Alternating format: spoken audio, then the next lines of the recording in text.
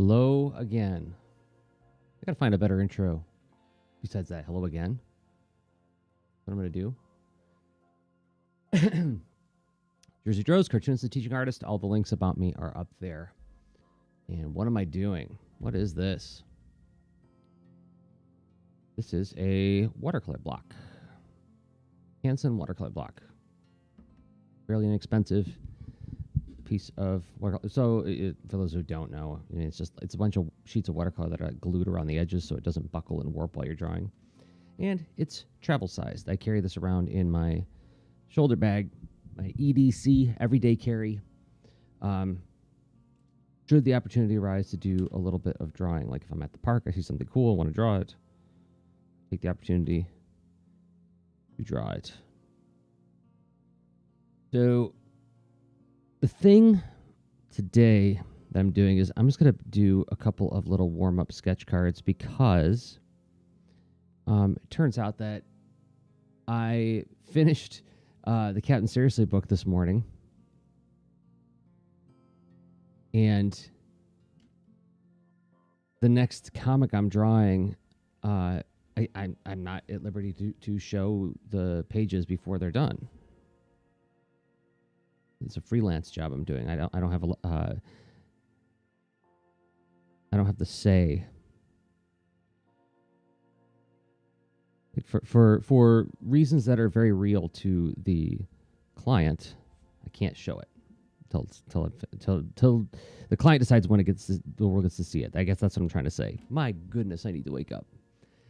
You know, you start your day,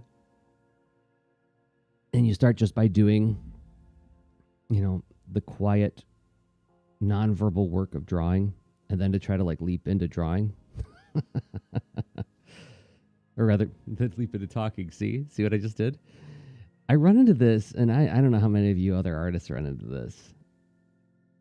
But if I ever have one of those wonderful, glorious days where I get to draw for more than 4 hours at a go, and then I'll leave my studio and go to enter the real world, it's super not easy for me to talk.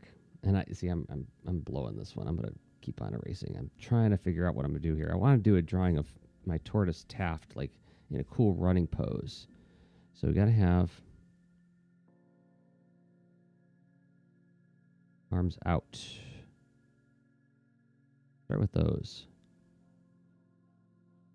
And that'll guide me to where the rest of his body's got to be.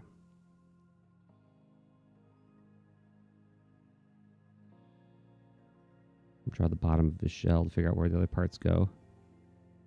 There we go. That wasn't so hard, Jerzy. Anyway, yeah, so I know I've talked about this on my other podcasts and stuff, but it's real.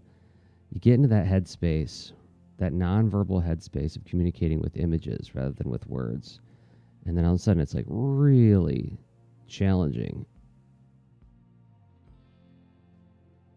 to go be a person, interact with the world. And I know that when I'm in that space, I'm in that headspace of the nonverbal headspace, I come across as being really kind of aloof and weird. You know that scene in Ratatouille where Linguini is asleep, and I forget the female, his love interest in the story is talking to him, and he has sunglasses on, and Remy's running his body for him, and he just looks like he's an indifferent butthole. He gets all mad at him. I feel like I behave very similarly when I'm in that sort of nonverbal headspace. Because people will often ask me, what's wrong? What's wrong? Actually, nothing's wrong. It's just it's really hard for me to talk right now. Okay, now we're getting somewhere.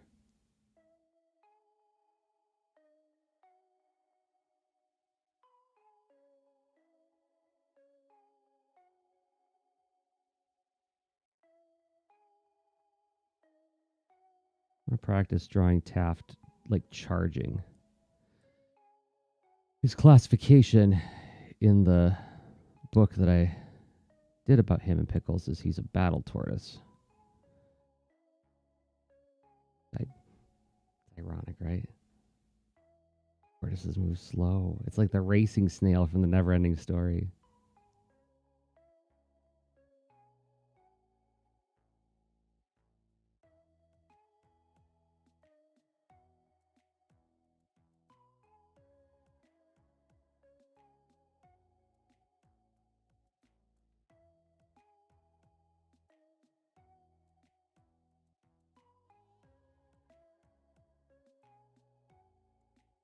Oh, hello, Sean. Thank you. I am so grateful to hear that the stuff that I've been putting out in the world has been useful to some people. And Deirdre, I'm not really an artist. Being a person is difficult sometimes. Being a person is difficult a lot of times, right? Being a person is a pretty demanding thing.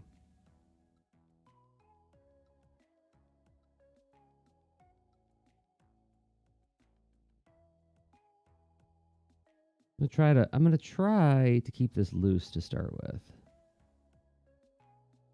Because boy, wouldn't it be something if I was able to pull off 2 of these in one go? See, I'm always trying to like figure out like how do I hack the game?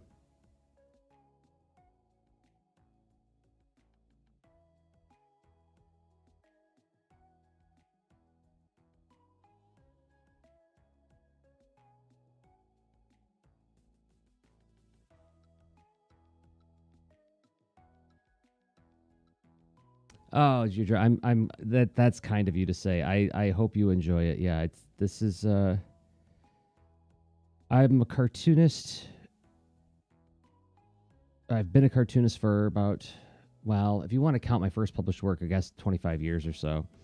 And I've been podcasting and talking about art for, oh my gosh, going on 14 years now. Oh my gosh, has it really been that long?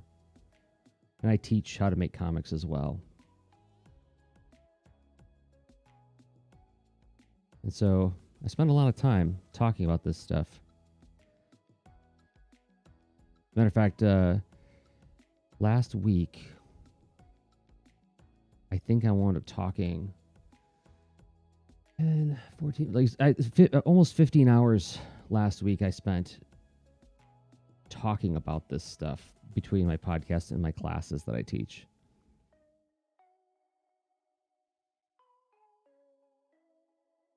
Ball pen sketching, the best antidepressant. Well, yeah, like something I do I have it in my sketchbooks? Yeah, because one of the things I use a lot is I actually have these multi pens that I got from Jet Pens. They do not sponsor me, by the way. So it's 5 different colors. It's a refillable. And yeah, when I'm at meetings and if I don't have to be like really like capturing all of the notes that are happening at the meeting, like doing like this color pen sketching is like one of the most pleasurable things in the entire world. Getting lost in doodling. You know, let's see if I can put some like interesting plants or something. Just want to do something besides. I always do like rocky terrains, which are like for me at least very easy to draw. It's really easy for me to create a sense of depth and perspective with them. Just do some overlapping little waves, right? But I'm gonna also try to do something that just feels. I just had this conversation with a student recently too, where they were asking me, "How do you draw trees?" I'm like, "Well, the way you draw them is probably like pretty straightforward. You just draw the trunk and then you draw the stuff at the top. But like if you want to make them feel more natural, try to get some asymmetry in there and try to split the root."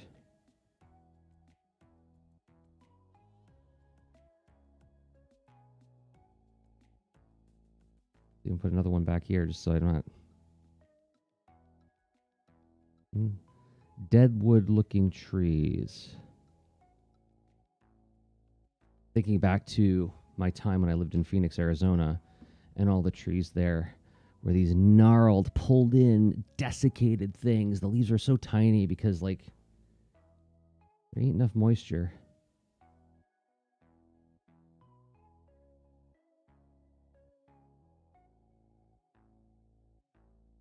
Okay. think I'm getting somewhere now. See a couple false starts, but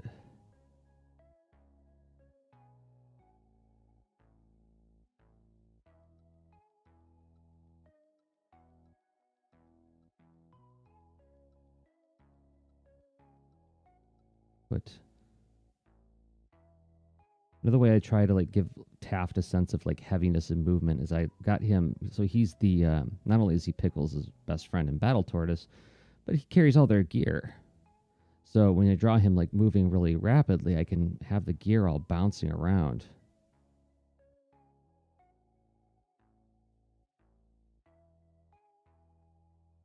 Have some drapey ropes.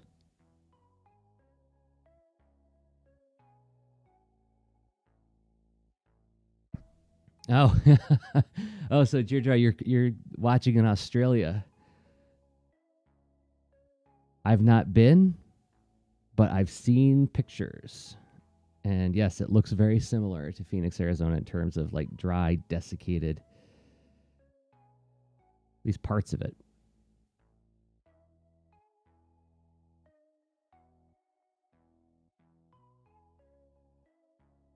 I'm broadcasting out of Columbus, Ohio. So the American Midwest.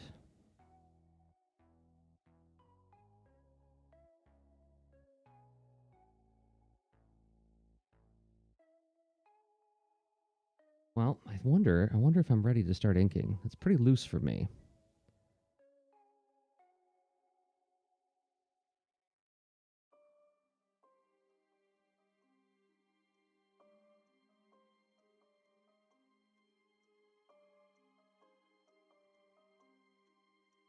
But I do want to try to get more than one of these done.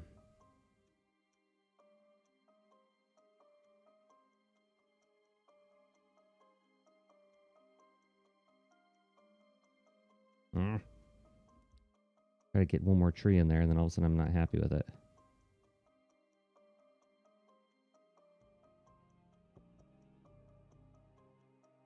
All right, so now it's time to break out the Pentel color brush pens with waterproof ink. And I take a deep breath, which is the equivalent of hitting Control S on my keyboard.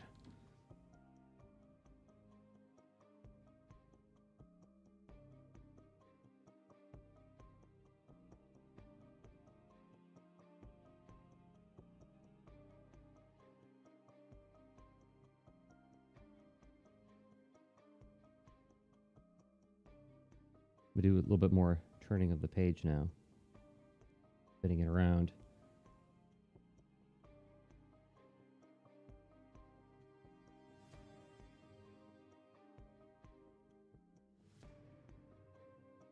Now, for people who've been following me for a long time, like Sean, you know that brush pens did not come easy to me. I came kind of late and kicking and screaming to them. I really argued for my limitation of understanding how to use the crow quill. I don't need to learn brush pen. Why would I need to learn brush pen?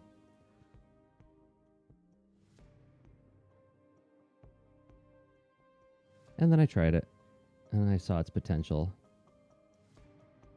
For me. I'm not prescribing it to anybody else. I saw how I could use it and how it would be fun to use. But I didn't come to it easy after that either. It's like I took a year to learn it, of just doing like warm-up ink sketches every day for about a year. Until it started to make sense to me.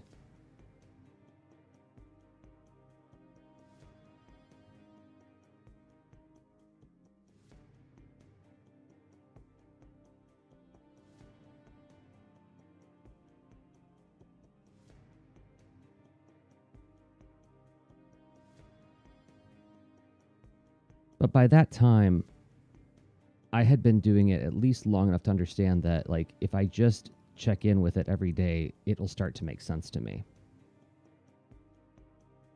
I don't think I would have had that sense of perspective when I was first starting out.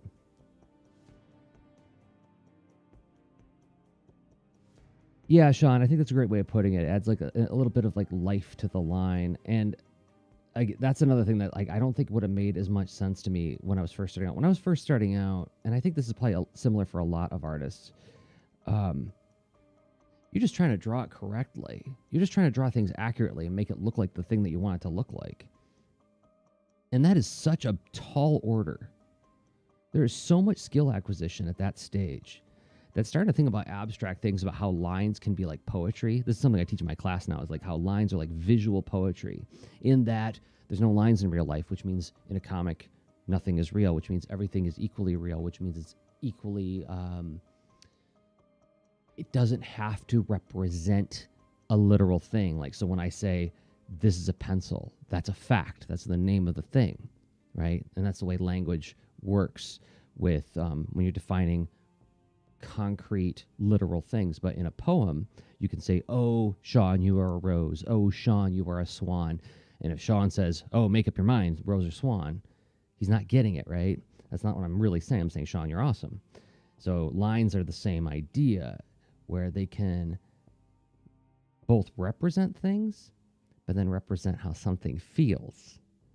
And then that way, they're like visual poetry.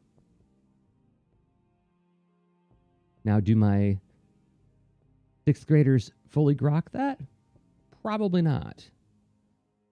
But I'm introducing them to the idea as soon as possible, so that when that moment happens, when it unlocks, they're like, oh my gosh, this is like what Mr. Drozd said.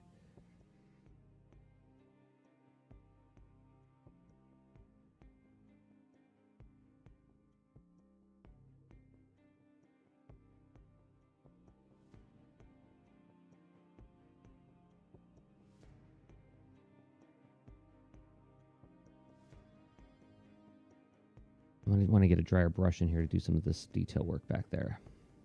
So I'm going to keep on just defining my shapes for right now.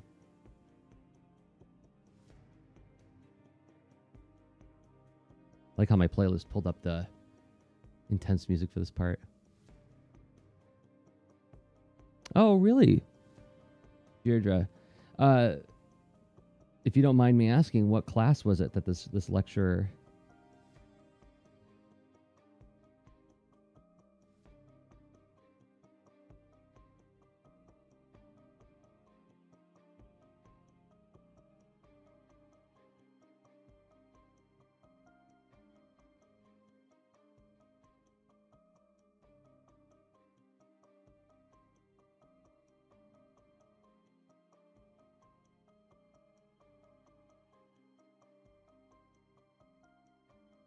Look at that action tortoise. He looks so intense. It matters what's happening in his life.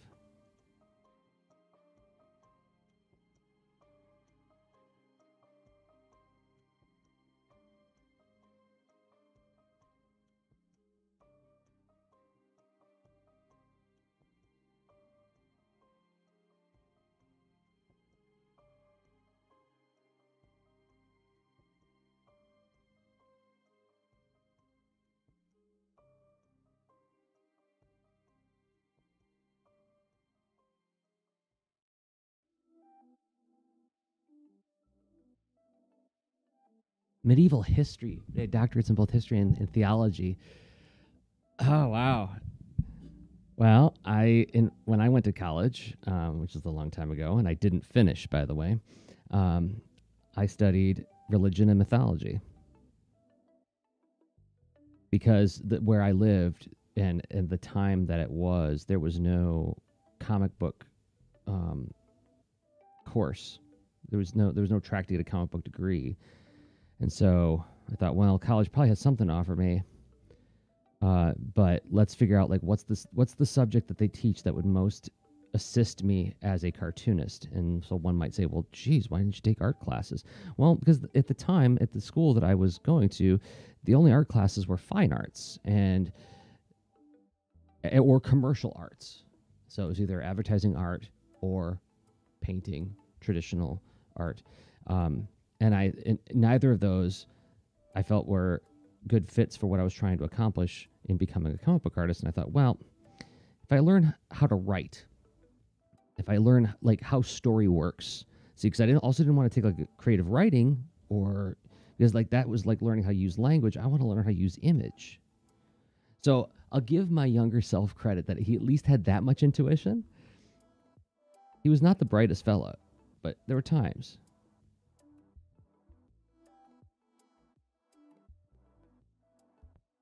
But that's very flattering, Deirdre. I'm very. It's very kind of you to share that, and I'm really grateful that whatever I'm doing is working.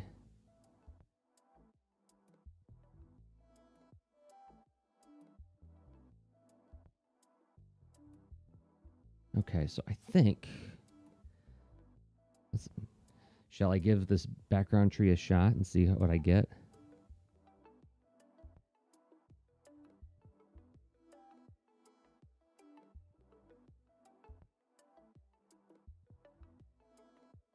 This is like the trees I would see on the way to the post office when I lived in Phoenix.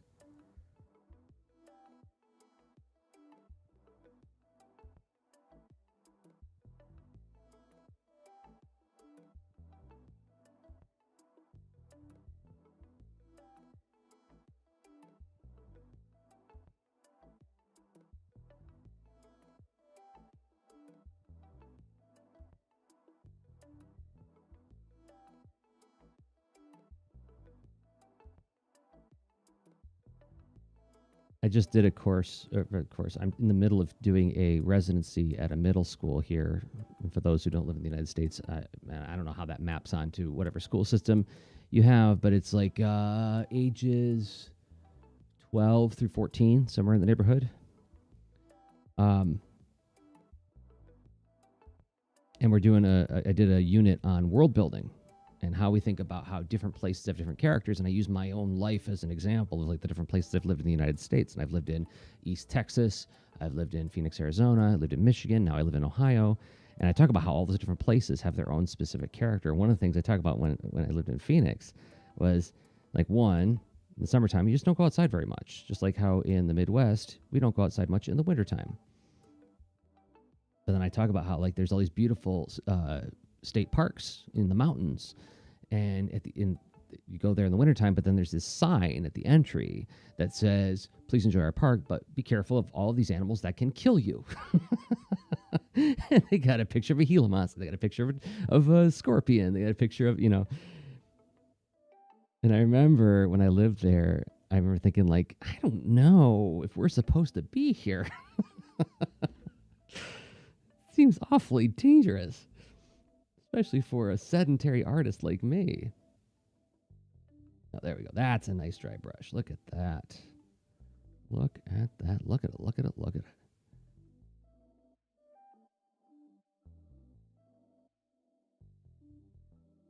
Oh, that's satisfying.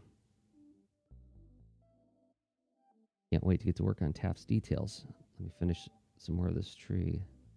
I'm really not crazy about that trunk. Let's see if I can do with that. Let's see if I can split it off. It's too thick at the bottom. It's too late for that. Gotta live with it. Can't white it out because I'm gonna watercolor this.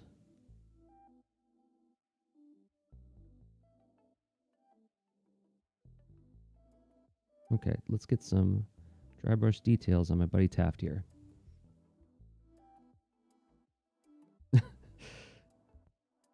So with the jellyfish, it's just sort of like luck of the draw.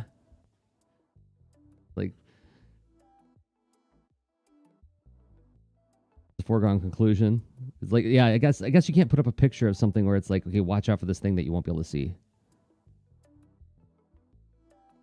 That sounds like a frustrating game.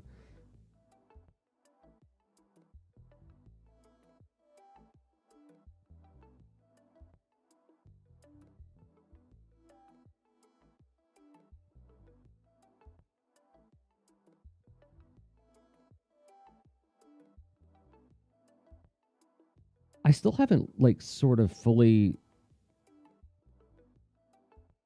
revealed his design to myself, this character. Like I keep oscillating between doing like fairly smooth and uniform scales on his forelegs or really jagged and rock-like scales. I'm not sure what I like better. Maybe you'll have a great swim at the beach. Maybe you'll die. Welcome to Australia. That's kind of like it was the tone in Phoenix, Arizona as well. At least to me, gentle, soft Midwesterner who wasn't used to walking outside and seeing scorpions just walking around on the ground. And like the people who lived there were all like, well, it's only the small ones that can kill you. Like, what? And when I walk outside in the Midwest and I see an ant on the ground, I don't think, oh, it could kill me. I guess we have murder hornets now, so maybe what am I talking about? David, good to see you, David. You spent most of August last year in Phoenix, and it was so hot. Oh, you went to Phoenix in August. I am sorry.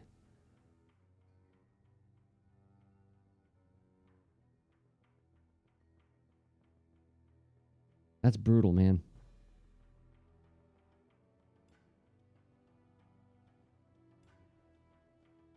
Yeah, I don't know how people do it. I when I lived there, I remember climbing into my car. I had a 2000 Toyota Tacoma, which I loved. I had it for 18 years. I think it was like such a wonderful work vehicle. I was sad to let it go. But I remember getting in the car, and when you would leave your car in a parking lot, and if you didn't put up your sunscreen to block out the sun, it would be like, actually, even if you did, I remember it'd be like 130 degrees inside Fahrenheit inside of the cab of the truck. And I literally burnt the underside of my arm because it touched the seatbelt. I had like a welt. And that's how hot it was. How hot was it? That's how hot it was. It was hot enough that I remember one of my first, when I knew I was becoming acclimated to the city, was I think like my third or fourth year there, and I was waiting at the bus stop to take the commuter line to go to work. I was working as a freelance, or no, I was a graphic designer at a real estate magazine at the time. This is like when I was working on my first webcomic, and I was waiting for the bus, and it was 40 degrees Fahrenheit, right? And I had this big puffy winter coat on, and I'm standing at the bus stop, and I'm shivering. I'm like, okay, I've adjusted to life in the desert.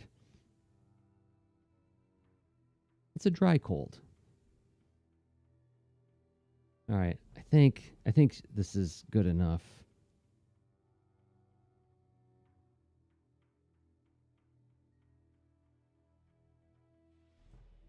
Yeah, the hemispheres. I had a friend actually visit me from Australia. Oh gosh, this would have been like 8 years ago, and yeah, he came in our summer, which would have been your winter. And the thing that threw me was when he pointed out that the moon looks upside down where we are compared to how you're used to seeing it. And I was just thinking how much that would freak me out if I went to another country and wait a minute, why is the moon upside down? Like, oh well, sorry, you're on a different half of the planet. Your perspective is totally different.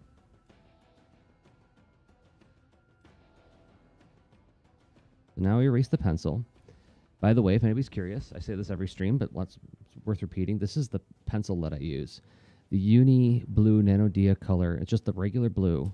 It's not the non-photo blue. And it just erases so darn clean. Look at that. Now I can go in and paint it. I think I'm only going to get one painting done today. I'm just going to live with it. It's okay. It would have been nice to get more than one, but how does that line go in The Princess Bride? Get used to disappointment. All right. Now it's time to break out little tiny watercolor kit. This is a travel set that my wife got me a few years ago. And what I love about it is, oh, and check this out. Isn't this adorable? She can, it's a little itty bitty pencil, which takes my non-photo blue or my blue leads mechanical pencil. Isn't that cute? So in case I don't bring my regular tools, I have everything I need in this little kit. All right, let's do I stream often, Jared? Yes, I stream every, local time, Monday and Thursday at 10 a.m. Eastern time. I don't know what time it is where you are right now. I know it's tomorrow, so it'd be Tuesday and Friday your time. Oh, what happened to my watercolor crayons? They're actually in my other bag. So I switch back and forth. So Aaron, um, Aaron's pointing out the fact that I actually I have a multiple everyday carry bags, and I duplicate my kits between them. So if I decide like I want to switch to this bag today, I can just pick it up and go, and all the same stuff is in there. So I have these. Here's my Transformers pencil case with all my tools in it. I have a identical one in another bag.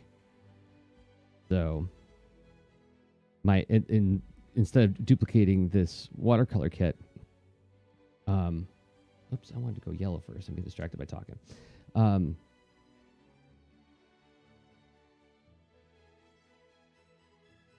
I have a set of watercolor crayons that I use. And they look like crayons. And when I draw on there, then I just add water and I can blend it. And it starts to look like it actually is watercolor in crayon form. Oh, Jerzy, I'm grateful to hear that. I hope that these continue to be fun for you to listen to and watch.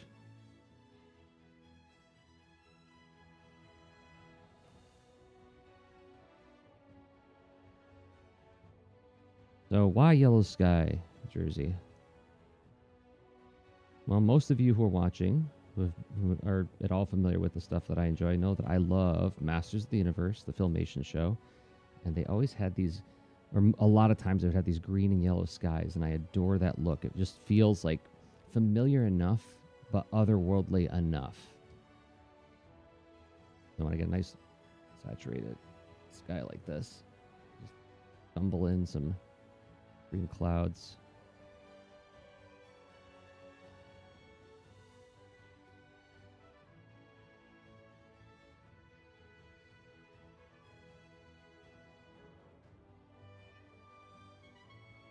All right, let's do the ground now. I'm going to get some like purplish red for the ground. Just get some good contrast going.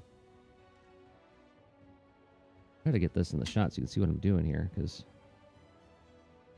I got kind of a tight shot going on. I'm going to back up. There we go. So you can see a little bit more of all the action happening.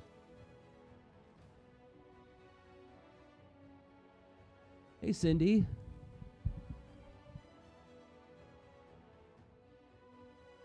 It has been a while.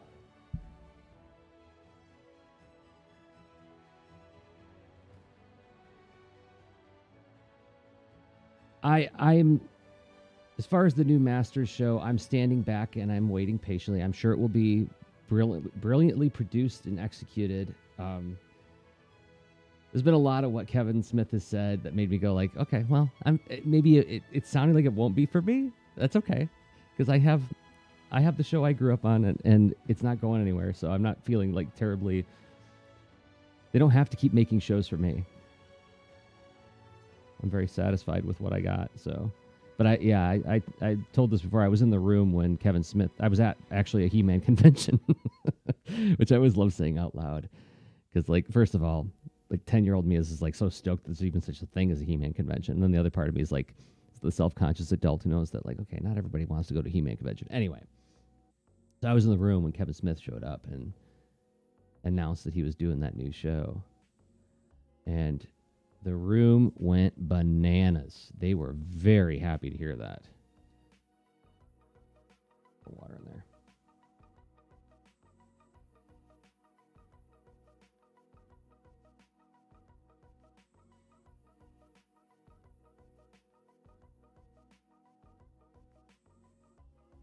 The Cindy, I mean, we go back to the tapas.io days when I was doing Boulder and Fleet on there.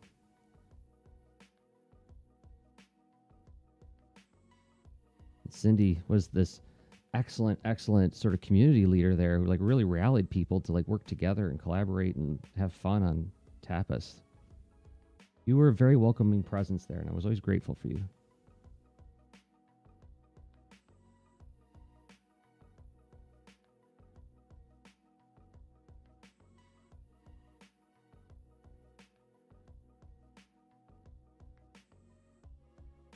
Yeah, Tapastic. Yeah, let's get some. While this is all still wet, let's get add some more colors. I'm going to start shading it a little bit with some blue. Ah! Okay. Blue in here. Blue and purple.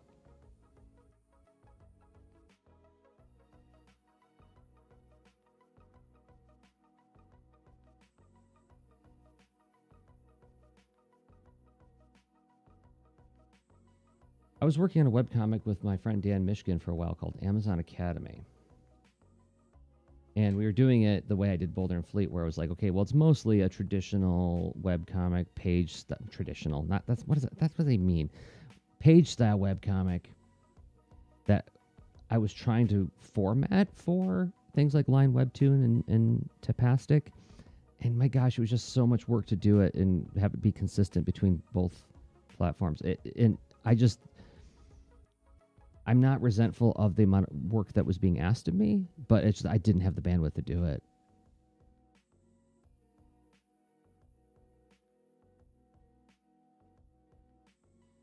So I quickly fell out of doing it. And I was getting, it was bumming me out as I was getting a good reaction, especially on Line Webtoon from it.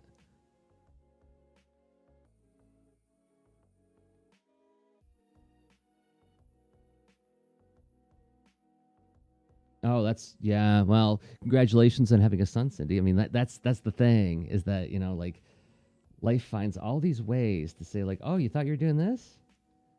Are you now? You got an agenda? You got plans? Oh, that's good. That's cute that you have plans. Because I'm life. I'm the biggest kid in the block, and I get to say what happens.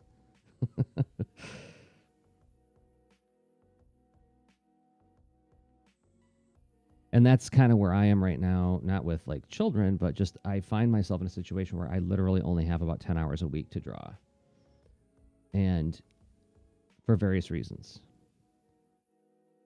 Two of which I spend live streaming while I'm doing it.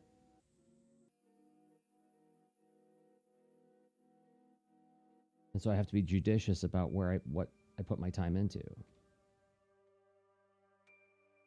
What I put my time into? Is that a proper sentence? I don't know.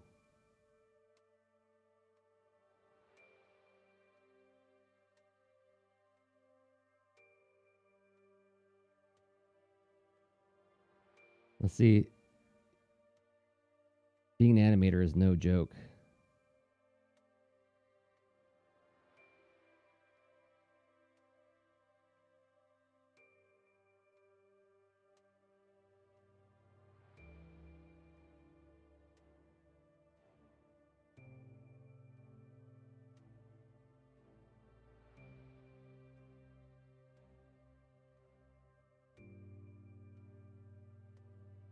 I hope you're enjoying it, Cindy. I mean, I hope that, that it's satisfying work.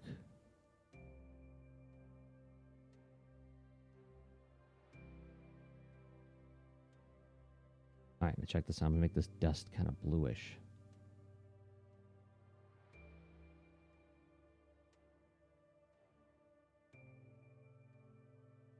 I'm going to go in and put some water ahead of time so it blends nice.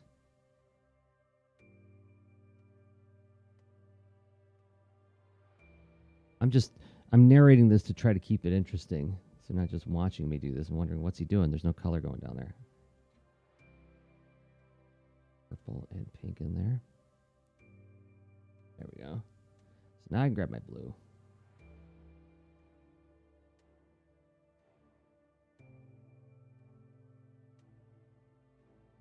Nope, gonna need a little bit more of that purple in there, just a little bit.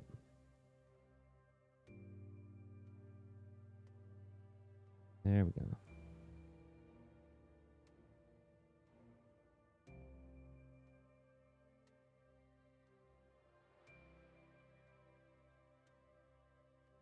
This was one of those things about watercolor painting that I was so afraid of when I first started, and now I just love it. This whole just mixing colors on the fly and try to work really fast to get them in there.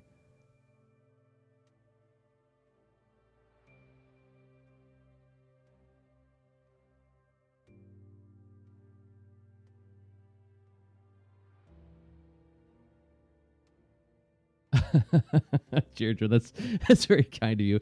I'm glad. I mean, I know this is something I teach. So I actually do like training of like teachers, like how to teach them to teach comics in the classroom. And one of the things that I try to like really impress upon them is that to the untrained eye, this looks like a magic trick, right? And so like even the teachers who think that I can't draw, I'm not an artist. I'm like, but if you just do it quickly and don't let the hesitation show, if it make it feels like effortless, and it always works. Kids lose their minds when, and I'm not saying that you're doing that. I'm just pointing out the fact that like this effortlessness is what makes it look so like surreal. It's like something I do in my class, just as an aside, is I'll tell the kids, you know, when this is just to demonstrate that fluency and that sort of the speed and effortlessness. I would tell them when I was a kid, I remember thinking 3 looks like a nice number and 7 looks like a mean number, right? Well, why would I say that, right? And then I would say, well, if you take a 7, put another 7, 7, 7, 7, 7, 7, 7, 7, 7, 7. And I go, right? Nature's filled with dangerous and dynamic things that are pointy. And pointy shapes make us think of dangerous and dynamic. Not evil, but dangerous and dynamic, which is why villain design, you often see a lot of points on it. Often, not always, often. You know, but it's when I get to this point, when I do the mouth, that you could hear the kids all gasp, because it's like it was a 7 a second ago and now it's a shark, right? And it's not a great looking shark, but it's the speed and the effortlessness of the image coming together that makes it look like a magic trick. And I'm fully aware of that when I'm doing this stuff in front of, you know, young people or people who don't think about drawing all day. How's quarantine life been treating me? Well, you know, Cindy, I mean, for a lot of us, I don't know how it was for you. I mean, as an animator, I understand that it is my understanding, I should say, that a lot of animation still stayed in production because a lot of it can happen at home, right? So for me, it's like not a lot changed because I was already working from home for the past, 15 years now. It's different because now my wife is also working from home. So we're,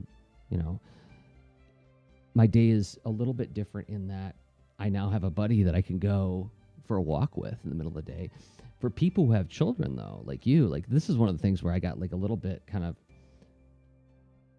let me say, I was looking over my glasses at some of my fellow artists because when the quarantine started, they were doing the whole welcome to my world. I'm like, well, you know what? We've had a lot of time to adapt and adjust to this. A lot of other people with children and other obligations in their lives, it's a bigger adjustment for them than it was for us, and they're being asked to make it without any prep, and they didn't ask for it. It's against their will, right? So let's be careful when we get glib about this kind of thing. I feel nothing but sympathy for everybody whose lives were upended by this stuff and have to constantly make adjustments and level up all the time. I'm privileged in that I haven't had to do that, really. I mean, do I miss going to bars and bowling alleys to do drawings with friends? You bet. All the time. But I know that will happen again.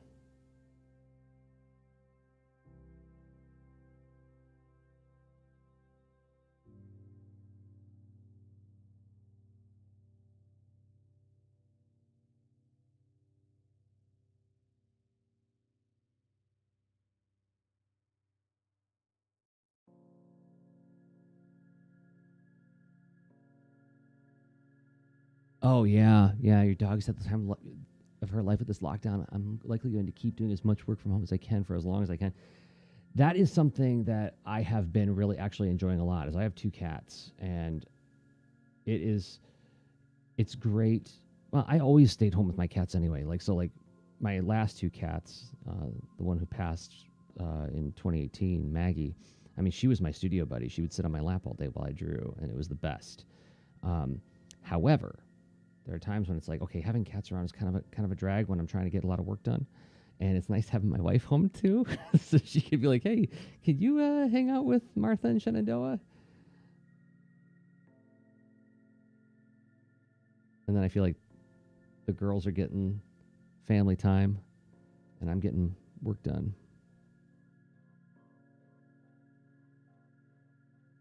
And a little bit of purple in there while it's still wet. The way that comes together looks so good. But as far as like waiting for lockdown to end, I mean, it's tough. It's really tough. Being patient is not something that comes easy for a lot of us.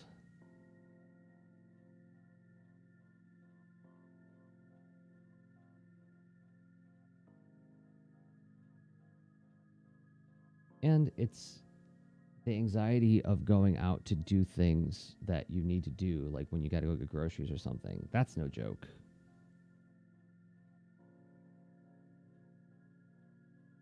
All right.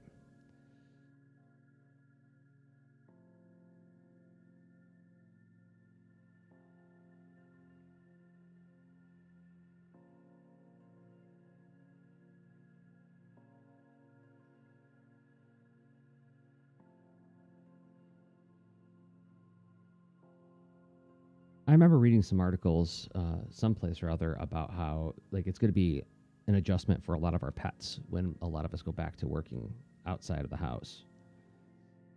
And yeah, I'm thinking about that a lot. Like all the animals are going to be like, how do you explain? How do you explain it to your dog or your cat? Like, hey, look, I know we've had like a wonderful year together, but now I got to be gone for half of the day.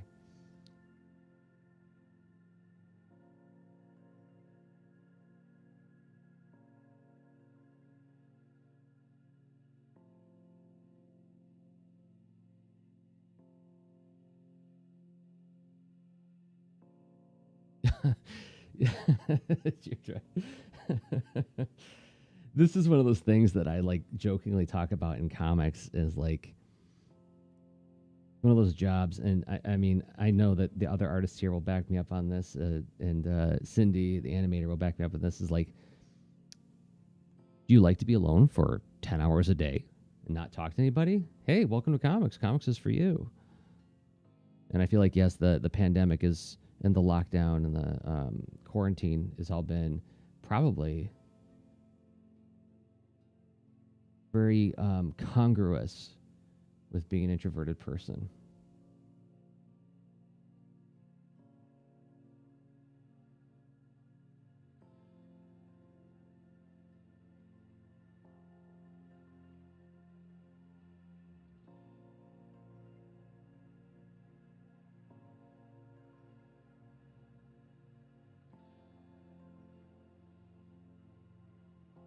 Almost there.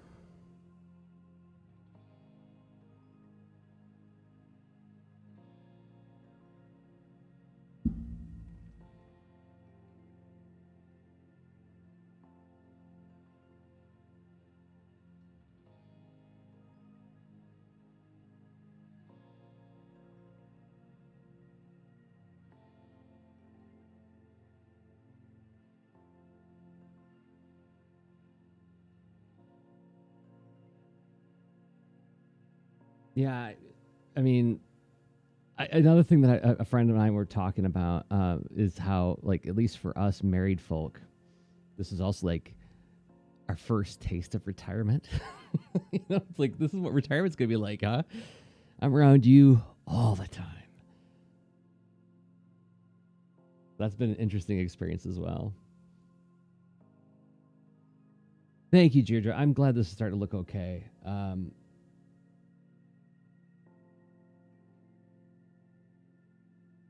Hopefully, I get to make a book out of this. This is one of the characters from a book that I very dearly want to do. And it's about a. Well, actually, I have a mini comic in my store at tinyastronaut.com, where the first sort of mini story. It's an 8-page mini story about the premise of this book. But the basic idea is that there's this character who collects and sort of cures cursed objects. right? So you got a cuckoo clock that keeps eating people. Well, what do you do with it? Don't be silly, cartoonists don't get to retire. Is that what I told you, Aaron? It's probably true.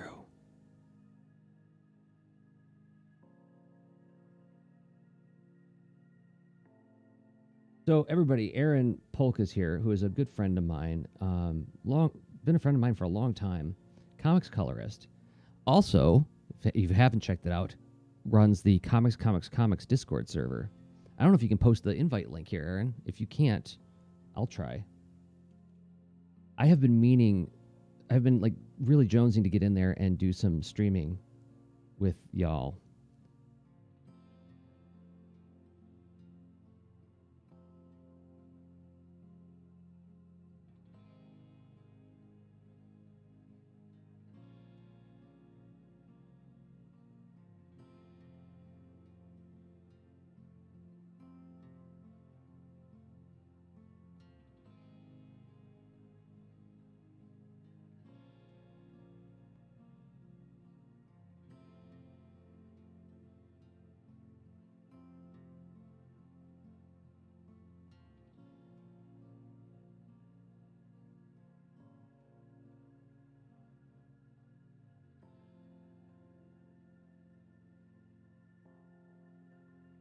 What's one animated series do you feel doesn't get as much attention as it should? For me, it's Sky Commanders. Great visual design, solid gestures, and the animation was pretty good. Actually, Sean, I just rewatched Sky Commanders not long ago. I bought it.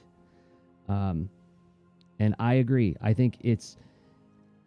As a matter of fact, I did a talk. I did a public talk about, and you can find it on YouTube. It's called... Knowing's Half the Battle, what 80s cartoons really teach us. And I basically explore what 80s cartoons teach us about writing. And I use Sky Commanders as an example of there was a project where you are faced with a toy that has very limited potential for storytelling. What's the toy's playability? You hook them on a rope and you send them down the rope. Boom. That's what the toys do, right? And they built this pretty solid premise for it where it's like there is this element that makes continents pop out of the ocean, right? And you can bet that if such an element really existed, all the governments of the world would be racing and stepping all over one another to get their hands on it. So of course you got a great MacGuffin to chase over, but these continents shift and move, and so you can't bring tanks in because the ground's too unstable to drive on. Okay, well you can't fly planes because the air currents are too unstable because the continents keep shifting. So you have to deploy revolutionary gravity lock and laser cable technology to traverse the ever-changing terrain, right? That's pretty clever. The show was okay. It was, the animation was great, especially when you think about Hanna-Barbera. It's like, Hanna-Barbera? You're doing action-adventure cartoons? But, so the animation was better than it should have been. And the storytelling was, there were times where it was very much okay, this is Cold War stuff going on here. You could tell this is right when we were in the middle of talking about Russia as if they were the commies that we got to watch out for. But so there's some dated stuff in there, but there's also some really, really, I think, timeless stuff in there. Some pretty good stuff. So I'm with you. I think Sky Commanders is a pretty. It's a worthwhile show to revisit.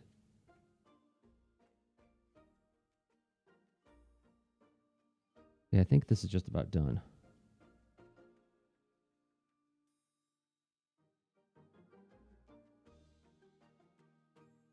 Some yellow on the... Oh, I didn't do the ropes. Follow the ropes.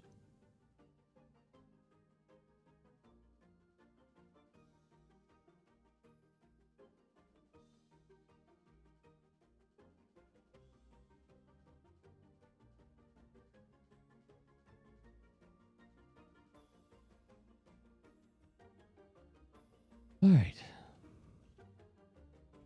Time for a quick pass at it. Look at it up close. See if there's anything left to mess with.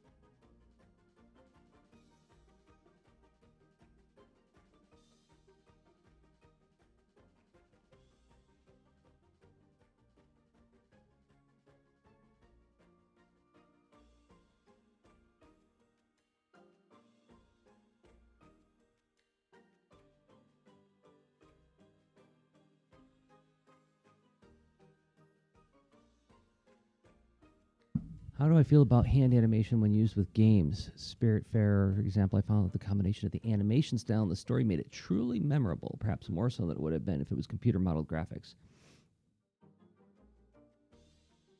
I wish I could give you like a really like informed opinion on that, Deirdre. I don't get to play as many games as I would like.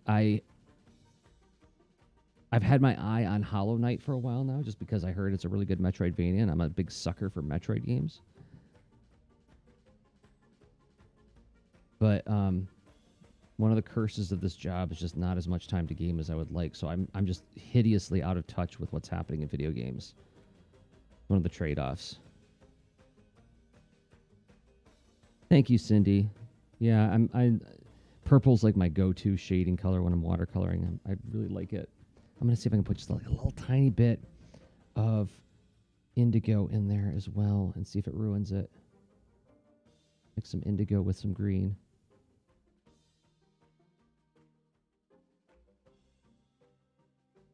Okay, dry my brush out just a tiny bit.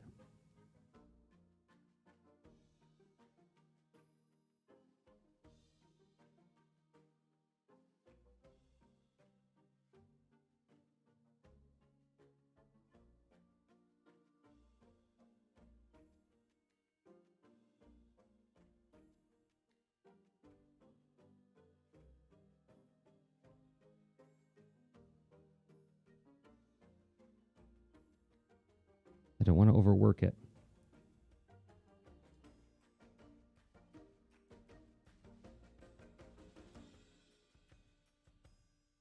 Spiritfarer is gorgeous, Aaron. In a game I would love. You get bonus points for hugging people? Yes, that you've sold me. I was playing very briefly that Kirby game where you can sort of share your energy with your friends by like giving them a kiss, and I was like, oh my gosh, this is the most adorable thing I've ever seen. So yes, anything that promotes like cooperation, healthy engagement with emotion, I am a fan.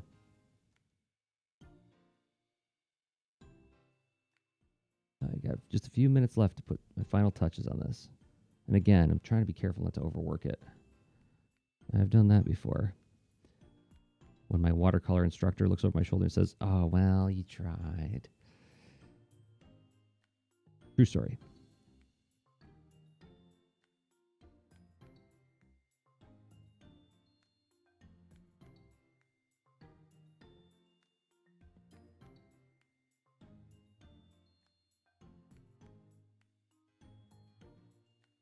So once again, this stream will happen again this Thursday, 10 a.m. Eastern Time. If you are on the other side of the world from where I am, it would probably be Friday, whatever time you're watching right now. Subtract 1 hour. I really should be learning my GMTs.